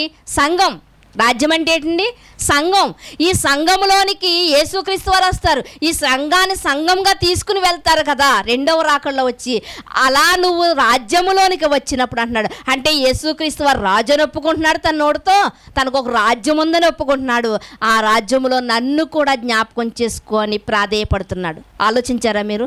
ఆ రాజ్యములో నన్ను కూడా చేర్చుకొని ఆయన ప్రాధేయపడుతున్నప్పుడు యేసుక్రీస్తు వారు అంటున్నారు, నేడే ఉంటావు నువ్వు అన్నాడు. ఏమన్నాడండి? నేడే ఉంటావు. ఎప్పుడో కాదు, నేడే నీవు ఉంటావు, నాతో పాటు పరదేశంలో ఉంటావు అంటున్నాడు. ప్రియమైన దేవుని వారలారా, ఇక్కడ మనం ఆలోచించగలిగితే చాలామంది తప్పుపడుతున్నటువంటి విషయం ఏదంటే ఇదే రక్షణ లేకుండా ఎలా పరదేశంకి వెళ్తాడు? అసలు యేసుక్రీస్తు వారే ఎందుకు అలా చెప్పారు? అసలు యేసుక్రీస్తు వారు మరి ఒక మనస్తత్వం కలిగిన వాడు కాదా? అని చాలామంది చెప్తూ ఉన్నారు ప్రియమైన దేవుని వాళ్ళారా. అసలు మనిషి రక్షింపబడాలి అంటే ఏం అవసరం అంటే ఒకసారి రోమీలకు రాసినటువంటి పత్రిక 10వ అధ్యాయము 9వ వచనమండి. మనిషి రక్షింపబడాలి అంటే ఏమి అవసరమో ఇక్కడ మనం చూడగలిగితే 10వ అధ్యాయము 9వ వచనం. 10వ అధ్యాయము 9వ వచనం. అదేమనగా యేసు ప్రభువని నీ నోటితో ఒప్పుకొని దేవుడు మృతుల్లో నుండి ఆయనను లేపునని నీ హృదయమందు విశ్వసించిన ఎడల నీవు రక్షింపబడదు. చాలండి. ఇక్కడ ఏమని రాయబడిందండి? ఇక్కడ ఏమని నీవు అదేమనగా అని చెప్పి ఏమంటున్నాడండి? యేసు ప్రభువని ఒప్పుకొని నోటితో ఒప్పుకొని యేసు ప్రభువని ఒప్పుకుంటే చాలంట, రక్షింపబడినట్లేనంట. ఏమని చెప్తున్నారండి ఇక్కడ పౌలు గారు? యేసు ప్రభువని ఒప్పుకుంటే చాలు. ప్రభు అంటే ఎవరు? రాజు. ప్రభు అంటే రాజు. రాజులనే ప్రభు అని పిలుస్తూ ఉంటారు. ప్రభు అంటే రాజు అంటే ప్రభువు. ఇప్పుడు దొంగ ఒప్పుకున్నాడా ప్రభువని? నోటితో ఒప్పుకున్నాడండి. దొంగ ఒప్పుకున్నాడు అంటే దొంగ ప్రభు అనలేదు, రాజు అన్నాడు. నీకు రాజ్యం ఉంది అన్నాడు కనుక రాజు అని ఒప్పుకున్నాడు. తర్వాత మాటను మనం చూడగలిగితే ప్రియమైన దేవుని వాళ్ళారా, అక్కడే ఏమని చెప్తున్నాడు అంటే చూడండి, రెండవ మాటని, దేవుడు మృతులలో నుండి ఆయనను లేపినని నీ హృదయమందు విశ్వసించిన ఎడల. ఏంటి రెండో పదం ఏంటండి? నువ్వు మృతుల్లో నుండి లేస్తాడు అంటే ఇతడు ఏమని అడుగుతున్నాడు? నీ రాజ్యములోనికి వచ్చినప్పుడు అంటే మృతుల్లో నుండి లేస్తేనే కదండి రాగలడు. అంటే దీన్ని కూడా అతను నోటితో ఒప్పుకున్నాడు ప్రియమైన దేవుని వాళ్ళ. చూడండి, అదే 13వ వచనంలో కూడా ఉన్నటువంటి మాటను మీరు చూడగలిగితే, ఎందుకనగా ప్రభువు నామమును బట్టి ప్రార్థన చేయువాడు ఎవడో వాడు రక్షింపబడును. ప్రభు నామమును బట్టి ప్రార్థన చేయువాడు ఎవడో వాడు రక్షింపబడును అని రాయబడింది. ఇక్కడ మనం చూడగలిగితే ప్రభు నామములో ప్రార్థించుట అంటే ప్రభువు లేడు కనుక మనం ప్రభు నామంలో ప్రార్థిస్తున్నాం. కానీ దొంగ పక్కనే ఉన్నటువంటి ప్రభువునే డైరెక్ట్గా అడుగుతున్నాడు. ఏమండి, మనం గంట ప్రార్థన చేసినా 2 గంటల ప్రార్థన చేసినా మనం చివరిలో ఎవరిని తలచాలి? యేసుక్రీస్తు నామములో అంటేనే ఆ ప్రార్థన ఎక్కడికి వెళ్తుంది? దేవుడి దగ్గరికి వెళ్తుంది. లేకపోతే వెళ్ళదు. అలాగే అంటే మనం ఎవరిని తలచాలంటే యేసుక్రీస్తు వారిని అన్నమాట. అంటే ఆయనకే మనం ప్రార్థన చేయాలి, అంతే కదండి. ఆయన ద్వారాగానే మనం ప్రార్థన చేయాలి. ఇక్కడ దొంగ చేశాడా లేదా? నోటితో ఒప్పుకున్నాడు, ప్రభువుని ఒప్పుకున్నాడు, రాజ్యంతో వస్తాడని ఒప్పుకున్నాడు. మరి ప్రార్థన చేశాడా అంటే డైరెక్ట్గా ప్రార్థన అవసరం లేదండి, డైరెక్ట్గా యేసుక్రీస్తు వారితోనే చెప్పేస్తున్నాడు. ఆయన డైరెక్ట్గా యేసుక్రీస్తు వారితోనే చెప్పేస్తున్నాడు. ఏమంటే మనం పిల్లల్ని పంపించామనుకోండి ఒక షాప్కి, లిస్ట్ రాసిస్తాం. వాడికి చెప్పడం రాదు కనుక లిస్ట్ రాసిస్తామండి. కానీ మనం వెళ్ళామనుకోండి, మనం లిస్ట్ రాసెట్టుకెళ్తామండి. మనం అక్కర్లేదు, ఎందుకంటే మనకి ఏం కావాలో మనకు తెలుసు కాబట్టి వాటిని తీసుకుంటాం. ఇప్పుడు మనమైతే ఇదిగో గంట ప్రార్థన చేసి యేసుక్రీస్తు నామములో అని ప్రార్థన చెప్తున్నాం. కానీ దొంగ పక్కనే ఉన్నటువంటి యేసుక్రీస్తు వారికి డైరెక్ట్గా మాట్లాడుతున్నాడు. ఏమని మాట్లాడుతున్నాడంటే, ఇదిగో మేమైతే తప్పు చేసాం, నువ్వైతే తప్పు చేయనవాడు. ఇదిగో దేవా, ఇదిగో నేను నీ రాజ్యంలో నువ్వు వచ్చినప్పుడు, ఈ రాజ్యంలోకి నువ్వు వచ్చినప్పుడు నన్ను జ్ఞాపకం చేసుకో అని డైరెక్ట్గా ప్రార్థన చేస్తున్నాడు, డైరెక్ట్గా అడుగుతున్నాడు. ప్రార్థన అంటే ఏంటి? అడగడం, అంతే కదండి. ప్రార్థన అంటే అడగడం, ప్రార్థన అంటే మాట్లాడడం. ఎవరితో మాట్లాడుతున్నాము? దేవునితో మాట్లాడుతున్నాం. ఆ ప్రార్థనలో మనం ఏం మాట్లాడతామండి? పక్కింటోళ్ళు బాగున్నారు, వాళ్ళు బాగున్నారు, వార్తలు ఏమైనా చెప్తామో? మనం అడగడమే కదా ప్రార్థన అంటే. ఏంటి అడగడం? స్టార్టింగ్ నుంచి ముగింపు వరకు అన్నీ అడుగుతానే కదా ఉంటాం. అడగని వారంటే ఎవరో ఉంటారు. అంటే ప్రార్థన అంటే దేవుడితో మాట్లాడడం, దేవుణ్ణి అడగడం. ఇప్పుడు దొంగ అడుగుతున్నాడా లేదా? అడుగుతున్నాడు. అంటే ప్రార్థన చేశాడా లేదా? చేశాడు. ప్రియమైన దేవుని వారలారా, చూడండి, మార్కు సువార్తలో 16:16లో మీరు చూడగలిగితే, 16:16లో చూడగలిగితే ఏమని రాయబడుతుంది అంటే మనందరికీ తెలిసినటువంటి మంచి వచనమండి, అది చక్కటి వచనము. మార్కు సువార్త 16:16, నమ్మి బాప్తిసం పొందినవాడు రక్షింపబడును, నమ్మని వానికి శిక్ష విధింపబడును. ఇప్పుడు దొంగ నమ్మాడా లేదా యేసుక్రీస్తు వారిని? ఒక దొంగ. అతడు ఎడమవైపు ఉన్నవాడా కుడివైపు ఉన్నవాడా అనవసరం. నమ్మాడా లేదా? నమ్మాడండి. ఒప్పుకున్నాడా లేదా? నోటితో ఒప్పుకున్నాడు. పునరుత్థానం ఉందని నమ్మాడా లేదా? నమ్మాడు. రాజ్యంతో వస్తాడని చెప్పాడు. ఇంకేం చేశాడు అంటే దొంగ ప్రార్థన చేశాడా లేదా? చేశాడు. అంటే మనిషికి రక్షణలోనికి నడిపించవలసినటువంటి క్వాలిటీలు ఏంటంటే ఇయే. ఇక్కడ మనం చూడగలిగితే నమ్మి బాప్తిసం పొందినవాడు రక్షింపడు. ఇవన్నీ ఉన్నా కూడా ఏముండాలంట? బాప్తిసం ఉండాలంట. నమ్మి బాప్తిసం పొందినవాడు. నువ్వు ఇవన్నీ బాగా చెప్పుకుని వచ్చావమ్మా, కానీ నమ్మి బాప్తిసం పొందినవాడే కదా రక్షింపబడతాడు, మరి బాప్తిసం పొందలేదు కదా దొంగ అని చాలామంది ఇక్కడ కూడా ఆలోచన రావచ్చు. ఇక్కడ మనం చూడగలిగితే నమ్మని వానికి శిక్ష విధింపబడును. ఇక్కడ చూడగలిగితే ప్రియమైన దేవుని వార్లారా, ఆల్రెడీ దొంగ ఎక్కడ ఉన్నాడండి? సిలువ మీద ఉన్నాడు. ఏ ప్రభుత్వం అది? రోమా ప్రభుత్వం. రోమా ప్రభుత్వం విధించినటువంటి శిక్ష ఏ ప్రభుత్వం కూడా విధించేది కాదు. అంత కఠినంగా విధించేవారన్నమాట. రంపాలతో ఒక్కొక్క అవయవాన్ని కోసేవారంట, వేలాడదీసేవారంట, గెద్దలకి ఆ మాంసం తినడానికి ఆహారంగా అతన్ని సిలువ మీద వదిలేసేవారంట. ఇలా ఎన్నో బాధకరమైనటువంటి మరుగుతున్న నూనెల్లో వేసేవారంట. ఇలాంటి పరిస్థితి తిండి లేకుండా చేసేవారంట. ఇలాంటి ఎన్నో శిక్షలు విధించడానికి ఎవరు అంటే గొప్పవారు ఎవరు అంటే రోమీలనే చెప్పగలరు. అందుకనే రోమా ప్రభుత్వానికి చాలా భయపడుతూ ఉండేవారని ప్రజలండి.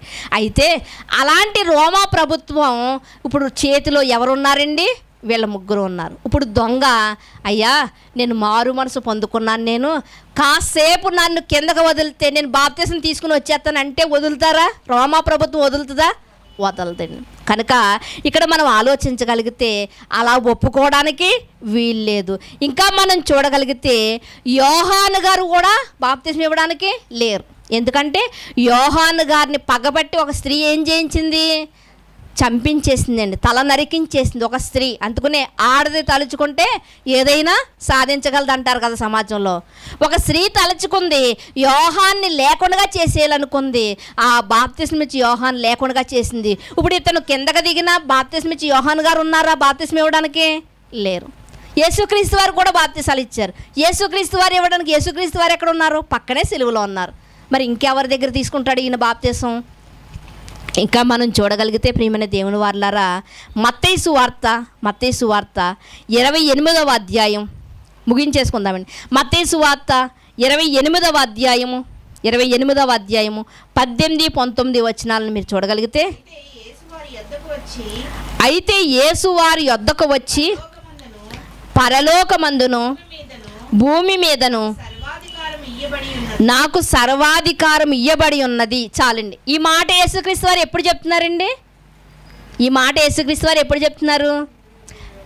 చనిపోయి తిరిగి లేచిన తర్వాత చెప్తున్నటువంటి విషయం. చనిపోయి తిరిగి లేచిన తర్వాత చెప్తున్నటువంటి విషయం. ఏమని చెప్తున్నాడు ఆయన?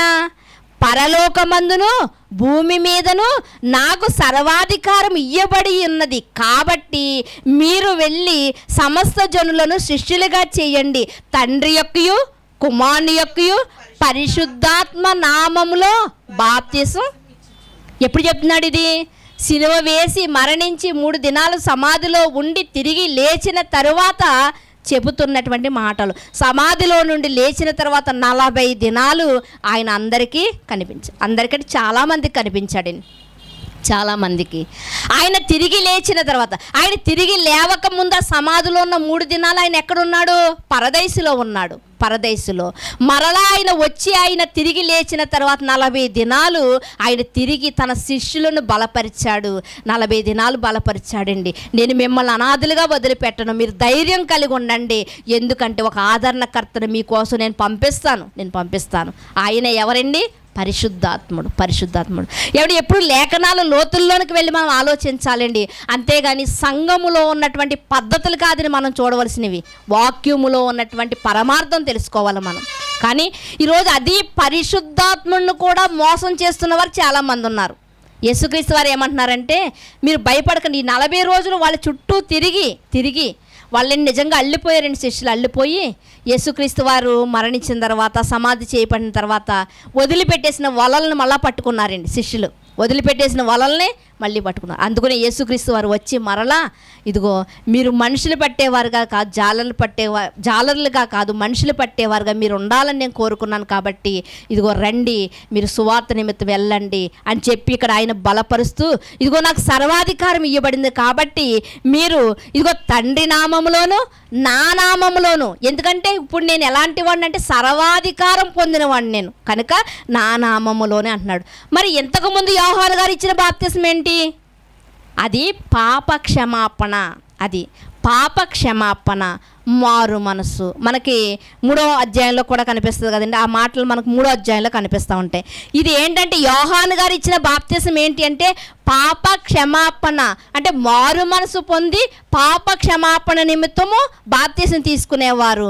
కానీ ఇప్పుడు పాపాన్ని కొట్టివేసే బాప్తిసం. ఇప్పుడు తీసుకునే బాప్తిసం ఏంటి? మనం యేసుక్రీస్తు వారు మరణించిన తర్వాత తీసుకుంటున్న బాప్తిసం మనం తీసుకుంటున్నది ఏంటంటే పాపాన్ని కొట్టివేసుకుంటున్నాం. మనం క్రీస్తు ద్వారా కొట్టివేయబడుతుంది. అప్పుడు క్షమింపబడిందంతే.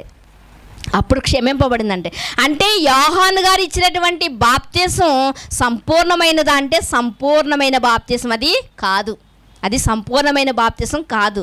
అందుకనే అక్కడ ఏంటంటే పాప క్షమాపణ. ఒక్కసారి ఆ వచనాన్ని చూద్దాం మీకు బాగా అర్థం కావడానికి.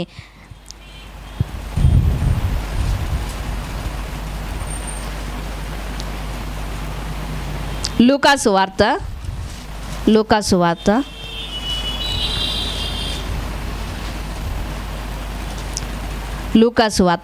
3వ అధ్యాయము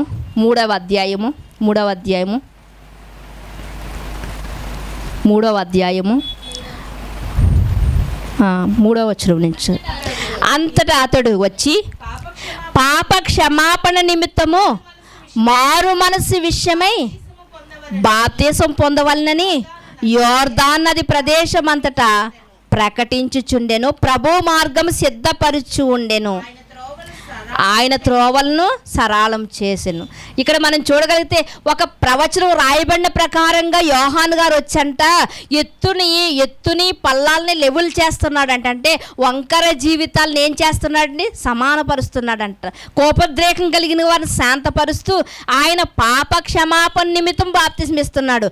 ఈ మాటలు ఈయన ఇలా చేస్తాడని ఈయన గురించి ఎవరు రాశారంటే యెషయా గారు రాశారు. అదే 6వ వచనం చివరిలో ఉంది కదా, ప్రవక్త అయిన యెషయా వాక్యం గ్రంథమందు రాయబడినట్లు ఇది జరుగుతుంది. ఏది? బాప్తిసం ఇచ్చి యోహాను గారి సంగతి అన్నమాట. యేసుక్రీస్తు వారి కన్నా 6 నెలలు ముందు పుట్టి యేసుక్రీస్తు వారి యొక్క మార్గాన్ని సరళం చేస్తున్నాడు అనమాట.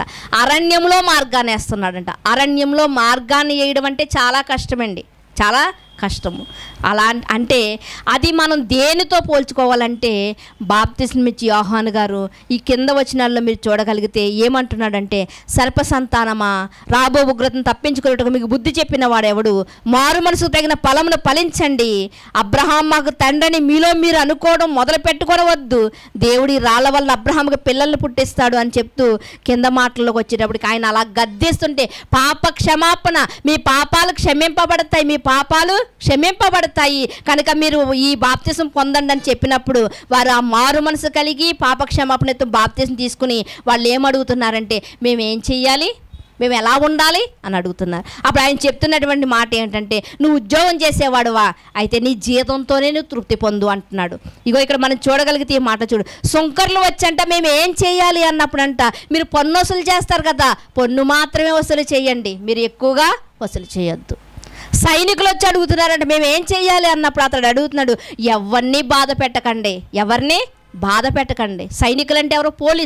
పోలీస్ వారు వచ్చి బాప్తిసం తీసుకుని మేము ఏం చేయాలి నాయనా అని అడుగుతున్నప్పుడు ఈయన అంటున్నాడు, మీరు ఎవరిని బాధ పెట్టకండి, మీరు మీ జీతములతో తృప్తి పొంది ఉండండి అని చెప్తూ ఉన్నాడు. ప్రియమైన దేవుని వారలారా, ఇంకా కొంతమంది ధనవంతులైన వారు వచ్చినప్పుడు ఆయన చెప్తున్నాడు, ఇదిగో మీ దగ్గర 2 అంగీలు ఉన్నాయా, 4 జతల బట్టలు ఉన్నాయా, లేని వాడికి ఇవ్వండి. అంటే ఒక సమానత్వాన్ని తెలియచేస్తూ, ఇదిగో మీ పాపాలు క్షమింపబడాలంటే మీరు ఎలా ఉండాలంటే కొన్ని మంచి కార్యాలను చెయ్యండి అని చెప్తున్నాడు. కానీ ఈ బాప్తిసం కాకుండా యేసుక్రీస్తు వారు వచ్చిన తర్వాత ఆమోదింపబడినటువంటి బాప్తిసం చూసారా, తండ్రి యొక్కయు కుమారుని యొక్కయు పరిశుద్ధాత్మ యొక్కయు నామములో బాప్తిసం చూసారా, ఈ బాప్తిసం పాపాలను క్షమించే బాప్తిసం కాదు, పాపాలను కొట్టివేసే బాప్తిసం. తన వీపు మీద వేసుకుని ఆయన పట్టుకుని వెళ్ళిపోయాడు. తన వీపు మీద వేసుకుని పాప భారాన్ని మోసుకుని వెళ్ళిపోయాడు. పాపాలు క్షమింపబడతాయి ఎలాగంటే అని యోహాను గారు మంచి మాటలు చెప్పాడు. మీరు ఎలా ప్రవర్తిస్తే మీ పాపాలు క్షమింపబడతాయని. కానీ ఆ బాప్తిసం వేరు, ఈ బాప్తిసం వేరు ప్రియమైన దేవుని వారలారా. అదే 28వ అధ్యాయం మరలా మీరు చూడగలిగితే 18వ వచనము 19వ వచనం, మత్తయి సువార్త 28వ అధ్యాయము 28వ అధ్యాయము 18, 19. 18, 19. అయితే యేసు వారి యొద్దకు వచ్చి పరలోకమందును భూమి మీదను నాకు సర్వాధికారం ఇయ్యబడి ఉన్నది కాబట్టి మీరు వెళ్ళి సమస్త జనులను శిష్యులుగా చెయ్యడి, తండ్రి యొక్కయు కుమారుని యొక్కయు పరిశుద్ధాత్మ యొక్కయు నామములోనికి వారికి బాప్తిసము ఇయ్యుడి. మీరు ఇవన్నీ నేను చెప్పిన సంగతుల్ని ఆజ్ఞగా గైకుండా, ఇప్పుడు ఆజ్ఞాపించాడండి. అప్పుడు ఆజ్ఞ కాదు ప్రియమైన దేవుని వల్ల. యోహాను గారు తీసుకున్నటువంటి బాప్తిసం ఆజ్ఞ కాదు అది, కానీ ఇప్పుడు ఆజ్ఞ అయిపోయింది. అంటే ఒక తాకీదు మీద రాస్తే ఎంత పవర్ఫుల్గా ఉంటుందో ఏంటి. ఆస్తిపాస్తుల విషయంలో మనకు తెలుసు, కొన్ని విషయాల్లో మనకు తెలుసు కదండి. ఉద్యోగస్తులు కూడా 2 సంవత్సరాలకి 3 సంవత్సరాలకి బాండ్ రాయించుకుంటూ ఉంటారు, మధ్యలో మనం మానేయడానికి ఉండదు. అది ఆ ఒక్క సంతకము ఎంత పవర్గా అనిపిస్తుందో ఇప్పుడు యేసుక్రీస్తు వారి మాట కూడా అలాంటిదే. సర్వాధికారము కలిగినటువంటి వాడిగా ఆయన చెబుతున్నాడు ఈ బాప్తిసం కోసం. ఆ రోజు వాళ్ళకి అంత విలువ లేకపోవచ్చు ఈ యొక్క పాపక్షమాపణ బాప్తిసం, కానీ ఈ రోజు మనం అందరము కూడా యేసుక్రీస్తు వారి యొక్క నామములో, తండ్రి యొక్క నామములో, పరిశుద్ధాత్మ నామములో మనం అందరం కూడా బాప్తిసం తీసుకోవలసిన వారమై ఉన్నాం ప్రియమైన దేవుని వారలారా.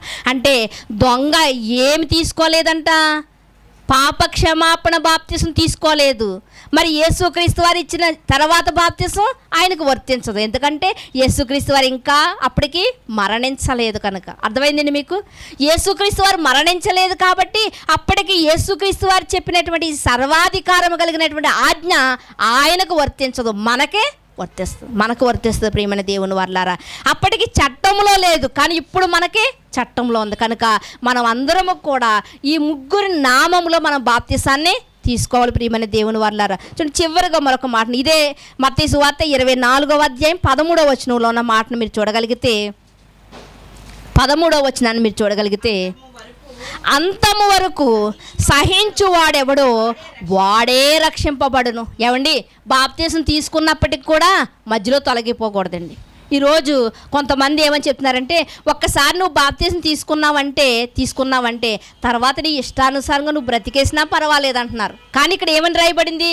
అంతము వరకు సహించువాడు ఎవడో వాడే అంటే అంతం వరకు ఉండాలండి. టికెట్ కొనుక్కుని బస్సు ఎక్కామండి. బస్సు ఎక్కిన తర్వాత మనం ఎక్కడ దిగాలో అక్కడ దిగాలి. ఎక్కడ దిగాలో అప్పటి వరకు మనం ఏం చేయాలి? కూర్చొని ఉండాలి. ఇసిపోతుందని మధ్యలో దిగేయకూడదు. అప్పుడు గమ్యం చేరుతామా? అంటే మనం సామర్లకోట వెళ్తున్నామంటే సామర్లకోట వరకు మనం కూర్చోవాలి. అక్కడ మధ్యలో ఏయో ఊర్లు వచ్చినాయి కాబట్టి సహనం కోల్పోయి మనం దిగేయకూడదు కదా. అలాగే ఆధ్యాత్మిక జీవితంలో కూడా బాప్తిసం తీసుకున్నటువంటి మనము అంతము వరకు, క్రీస్తుని నమ్మినటువంటి మనము అంతము వరకు సహించాలంటే ఉండాలి ఇందులో ఉండాలి ప్రియమైన దేవుని వల్ల. కొంతమంది శ్రమల వలన తొలగిపోతున్నారు, కొంతమంది లోకం వలన తొలగిపోతున్నారు, కానీ అంతం వరకు సహించిన వాడే. ఇంతకీ అంతం వరకు సహించాడో దొంగ? ఎన్ని క్వాలిటీలు మనం అతనిలో చూసాం. అయితే అంతం వరకు సహించిన వాడే రక్షింపబడును అంటుంది కదా బైబిల్. మరి అంతం వరకు సహించాడా అంటే సిలువ మీద ప్రాణం పోయేంత వరకు కూడా నమ్మకంగానే ఉన్నాడు. మరలా మనసు మార్చుకుని మరలా మొదటి దొంగలా తిట్టలేదు దేవుణ్ణి, యేసుక్రీస్తు వారిని తిట్టలేదు. సహనము కలిగి ఉన్నాడు. అంతం వరకు సహనము కలిగి ఉన్నాడు.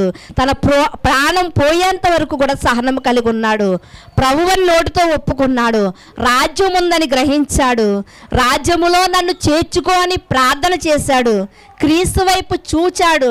మరి పశ్చాత్తాప హృదయం కలిగి ఆయన తన పాపాన్ని ఒప్పుకున్నాడు ప్రియమైన దేవుని వారలారా. మరి ఈ అన్ని క్వాలిటీలు ఆయనలో ఉన్నప్పుడు యేసుక్రీస్తు వారు నేడు నువ్వు నాతో పరదేశులో ఉంటావు అన్న మాట వాస్తవమే కదండి, వాస్తవమే కదా, తప్పేం కాదు కదా. ఇన్ని మాటలు మనం ధ్యానించినప్పుడు ఆయన పరదేశికి వెళ్తాడంటే వెళ్తాడండి. వెళ్ళాడండి, పరదేశికి వెళ్ళాడు. యేసుక్రీస్తు వారు చెప్పారంటే చెప్పినట్టే. దానికి తగిన క్వాలిటీలన్నీ ఆయనలో మనం చూస్తాం, దానికి తగిన లక్షణాలన్నీ ఆయనలో చూస్తాం. ప్రియమైన దేవుని వారలారా, అయితే ప్రియమైన దేవుని వారలారా, యేసుక్రీస్తు లో బాప్తిస్మం అనేది చట్టం చేయబడింది. యేసుక్రీస్తులో బాప్తిస్మం మనం అందరూ పొందాలండి. అలా లేదండి జెండా కింద బాప్తిస్మం ఒకటి తీసుకుంటానండి, నేను చెంబులో నీళ్ళేసి చిలకరించే బాప్తిస్మం తీసుకుంటానంటే ఇవన్నీ కుదరవు. ఇవన్నీ విస్తారమైన నీళ్లున్న చోట తండ్రి కుమార పరిశుద్ధాత్మ నామములో మనం బాప్తిస్మం తీసుకో. ఇది మనకు చట్టం. దొంగ చనిపోయేసరికి ఆ చట్టం అమలులోనికి రాలేదు. యేసుక్రీస్తు చనిపోయిన తర్వాత అమలులోనికి వచ్చింది. ప్రియమైన దేవుని వారలారా, మనం చూడగలిగితే ప్రియమైన దేవుని వారలారా, ఏమంటే యేసుక్రీస్తు వారు నేడు నీవు నాతో పరదైసులో ఉందని ఎవరితో చెప్పాడండి? అప్పుడు ఆయన చెప్పేసరికి దొంగ కాదండి, మనం అలవాట్లో పొరపాటు అయిపోతున్నాం. కానీ యేసుక్రీస్తు వారు అనేసరికి దొంగ మారిపోయాడండి. మొదట్లో సిలువ మీదకి ఎక్కేటప్పుడు దొంగ ఆయన, కానీ యేసుక్రీస్తు వారు నేడు నీవు నాతో పరదైసులో ఉందు అనే మాట చెప్పేటప్పటికీ ఆయన సిలువలో నేరస్తుడు కాదు కానీ నీతిమంతుడయ్యాడు. అండి నిన్ను ఒప్పుకున్నాడు, నీతిమంతుడు కాదండి, నీతిమంతుడు, నేరస్తుడు కాదు. నేరస్తుడుగా సిలువెక్కాడు కానీ ఆయన నిరపరాధిగా తన మనసును మార్చుకుని యేసుక్రీస్తు వారు ఆ మాట పలికేసరికి అతడు నీతిమంతుడుగా తీర్చబడ్డాడు. అందుకనే ఈరోజు నేరస్తుడా ఆయన నీతిమంతుడా, ఈ రెండిట్లకు భేదం ఏంటో మనం చూసాం. నేరస్తుడు నీతిమంతుడిగా ఎలా మలచబడ్డాడో మనం ఆలోచించాం. ప్రియమైన దేవుని వారలారా, ఆయనే నేరస్తుడైన వాడే కొద్ది క్షణాల్లో తన మనసును మార్చుకుని ఇంత పశ్చాత్తాపం పొంది పరదేశకు వెళితే మరి మనకి గురి లేదా? మనకి పరదేశకు వెళ్ళాలి, నెమ్మది పొందే స్థలానికి వెళ్ళాలని. ధనవంతుడు ఆ స్థలానికి వెళ్ళి అంటున్నాడు, అయ్యో నాకు ఇంకా 5 సహోదరులు ఉన్నారు, వాళ్ళైనా ఇక్కడికి రాకూడదు అంటున్నాడు. ఎక్కడికి వెళ్ళి? యాతన పొందే స్థలానికి వెళ్ళి, బాబోయ్ ఈ బాధన ఎవ్వరూ కూడా అనుభవించకూడదు అంటున్నాడు. అలాంటి వాడికే కోరుకుంది ఎక్కడికి వెళ్ళాలని? పరదేశకు వెళ్ళాలని. కనుక మనకి ఇంకా జీవితం ఉంది కదా, మనకి ఇంకా జీవితం ఉంది. ప్రథమ ఫలముగా ఎవరు లేచారంటే సమాధిలో నుండి? యేసుక్రీస్తు వారు లేచారండి. ప్రథమ ఫలం ఎవరండి? యేసుక్రీస్తు వారు. మరణించి సమాధి చేయబడి తిరిగి లేచిన వారిలో ప్రథమ ఫలం ఎవరంటే యేసుక్రీస్తు వారు. తదుపరి మనం అందరము కూడా అలా లేవగలిగిన వారమై ఉన్నాము. అందరికీ మృతుల పునరుత్థానము ఉంది ప్రియమైన దేవుని వారలారా. కనుక లేచిన క్రీస్తు కోసం మనం ఆలోచించక్కర్లేదు, మనము చచ్చి సమాధి చేయబడి లేస్తామా లేదా అన్న దాని గురించి మనము ఆలోచించుకోవాలి. ఒక దొంగే తన జీవితాన్ని మార్చుకుని దొరగా కనిపిస్తున్నాడు ఈరోజు. ఒక నేరస్తుడే తన జీవితాన్ని మార్చుకుని నీతిమంతుడిగా కనిపించినప్పుడు మనం ఎలాగున్నాం? సమాజంలో చాలామంది సమాధి చేసేయండి నేను లేస్తానని లేవలేకపోయారు. మనం ఆ జాబితాల్లోకి వెళ్ళిపోకూడదండి. ప్రథమ ఫలమైనటువంటి యేసు క్రీస్తు వారి వలె మనము కూడా లేచే గుంపులో మనం అందరూ ఉండాలి, ఎత్తబడే గుంపులో మనం అందరూ ఉండాలని కోరుకుంటూ ఈ నా మాటలు ముగిస్తున్నాం. ప్రార్థన చేసుకుందాం. మమ్మల్ని మిక్కిలిగా ప్రేమించినటువంటి మా ప్రియ పరలోకపు తండ్రి, మీ ఘనమైన శ్రేష్టమైన నామమును బట్టి మీకు వందనాలు నాయన తండ్రి. ఈ పునరుత్థానపు దినమందు నా తండ్రి దేవా, నేరస్తుడిగా ఎక్కినటువంటి శిలువ మీద దొంగ తండ్రి ఎలా నీతిమంతుడుగా పరదేశుకు చేరాడో తండ్రి దేవా, అయ్యా మేము కూడా నేరస్తులుగా ఒకవేళ బ్రతుకుతూ ఉంటే మా మనసులు మార్చుకుని తండ్రి మేము కూడా తండ్రి మీ రాజ్యములో ఒకరుగా నా తండ్రి దేవా, ఎత్తబడే గుంపులో ఒకరిగా తండ్రి అయ్యా న్యాయవంతులుగా మేము ఉండి తండ్రి దేవా, ఇదిగో ప్రథమ ఫలం మీరైతే తండ్రి తదుపరి మేమందరము కూడా తండ్రి చనిపోయి మరలా పునరుత్థానము కలిగిన వారుగా లేచే భాగ్యాన్ని మాకు ప్రసాదించండి దేవా.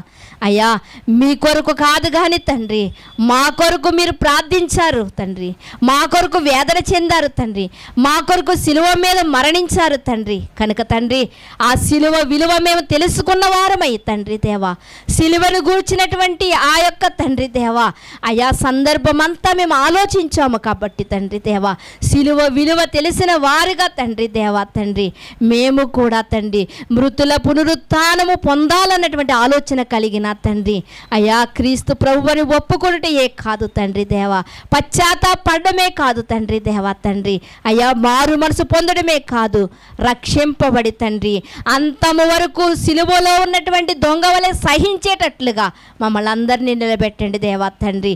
అయ్యా మీకు వందనాలు. ఒక గింజ విత్తబడి ఎలా అయితే తండ్రి చచ్చిపోయి మరలా మహావృక్షముగా మొక్కగా వృక్షముగా మారుతుందో తండ్రి, ఒక జీవితం ఉందని మాకు ఎలా తెలియచేస్తుందో తండ్రి, ఈ 60 సంవత్సరాల జీవితం ముగించుకున్న తర్వాత ఒక మహాలోకం ఉందని తండ్రి దేవా, మృతుల పునరుత్థానం మాకుందని, ఇదిగో మీరున్న లోకంలోకి మేము ప్రవేశిస్తామని తండ్రి మేమందరము గుర్తెరిగి జ్ఞాపకములో ఉంచుకుని మా జీవితాలు ముందుకు సాగించుకుంటూ సమయమును పోనీక సద్వినియోగం చేసుకుంటూ అజ్ఞానుల వలె కాక జ్ఞానుల వలె వివేకుల వలె మేము ఉండడానికి ప్రతి హృదయాన్ని మీరు తెరవమని కోరుకుంటూ, రక్షణ లేని నీ బిడ్డలకు రక్షణ ప్రసాదించమని కోరుకుంటూ, రక్షణలో ఉన్నటువంటి మేము అంతము వరకు సహించే భాగ్యాన్ని మీరు మా అందరికీ కల్పిస్తారని కోరుకుంటూ, సమస్త మహిమా ఘనత ప్రభావములు మీకు ఆరోపించుకుంటూ తండ్రి అయ్యా మీరు అనుకుంటే ఒక దొంగను దొరగా నిలబెట్టారు, ఒక నేరస్తుడిని నీతిమంతుడిగా పరదేశకు తీసుకువెళ్ళారు తండ్రి. అలాగే ఈ సమాజంలో మాకు కూడా తండ్రి అధికారం అనేది ఎవరికి ఇవ్వాలో తండ్రి అయ్యా మీరు వారికి దయచేస్తున్నారు దేవా.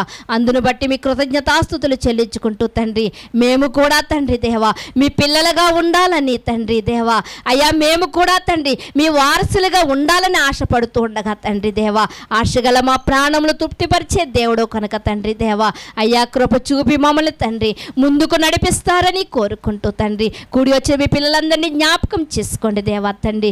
గొంగరి పురుకు మరో జీవితం ఉన్నట్లుగా తండ్రి మాకు కూడా మరొక జీవితం ఉందని మేము గుర్తెరిగి దానికి సాదృశ్యమైనటువంటి యోనా జీవితాన్ని, సాదృశ్యమైనటువంటి యేసు క్రీస్తు వారి యొక్క ఖాళీ సమాధిని ఈరోజు మేము చూస్తూ ఉండగా తండ్రి దేవా అయ్యా మరచువారముగా విడుచువారముగా కాకుండా తండ్రి గుర్తించుకుని తండ్రి దేవా జ్ఞాపకములో ఉంచుకుని విజ్ఞాపన చేస్తూ తండ్రి దేవా భయము కలిగినటువంటి భక్తిని కొనసాగించడానికి మీరే మాకు సహాయం చేయమని కోరుకుంటూ మీ కుమారుడు శిలువనాథుడు మృత్యుంజయుడు అయినటువంటి యేసుక్రీస్తు వారి యొక్క పరిశుద్ధ నామములో ఈ యొక్క ప్రార్థన సమర్పించి వేడుకొనుచున్నాము పరమ తండ్రి. ఆమేన్. శ్రద్ధగా ఉన్న మీ అందరికీ ప్రభు పేట వందనాలండి.